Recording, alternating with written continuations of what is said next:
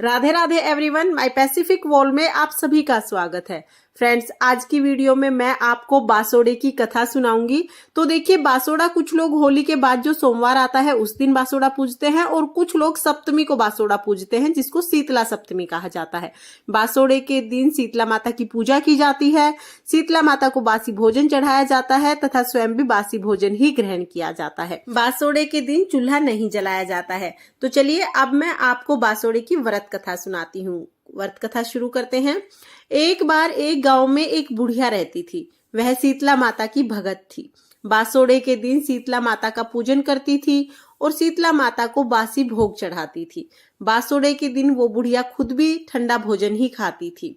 पूरे गांव में और कोई भी शीतला माता की पूजा नहीं करता था और ना ही कोई ठंडा भोजन खाता था। एक दिन शीतला माता ने सोचा कि चलो मैं धरती पर जाकर देखती हूँ कौन मुझे मानता है और कौन मुझे नहीं मानता है। यह सोचकर शीतला माता धरती पर उसी गांव में आ गई। गांव में आकर शीतला माता ने देखा कि सभी के घर में खाना बन रहा था। कोई भी बासोड़ा नहीं पूज रहा था और कोई भी शीतला माता का पूजन नहीं कर रहा था। शीतला माता ने गांव की बहुत सी औरतों से कहा कि मेरे सिर में बहुत जुएं हो गई हैं, जुएं निकाल दो। लेकिन सभी ने शीतला माता को कहा कि हमें खाना बनाना है, हमें देर हो जाएगी। किसी ने भी माता के सिर की जुएं नहीं निकाली। शीतला माता घूमते घूमते बुढ़िया के घर चली गई। बुढ़िया बासोड़ा पूजती थी और ठंडा खाना खाती थी, इसलिए उस दिन उसे खाना नहीं बनाना था। जब शीतला माता ने बुढ़िया को कहा कि मेरे सिर की जुएं निकाल दो, तब बुढ़िया बोली कि हाँ बूढ़ी माई आओ, मैं तुम्हारे सिर की जुएं निकाल देती हूँ। बुढ़िया ने शीतला माता के सिर की जुएं निकाली। बुढ़िया की भक्ति को देखकर शीतला माता बहुत प्रसन्न हुई और अपने असली रूप में आ गई। बुढ़िया शीतला माता को देखकर बहुत खुश हुई, लेकिन साथ में ही चिंता में पड़ गई। शीतला माता ने चिंता का कारण पूछा तो बुढ़िया ने बताया कि आप तो स्वयं देवी हो, मैं आपको कहाँ बिठाऊं? मेरे घर में ना तो कोई आसन है और ना ही मेरे पास कोई चौकी है।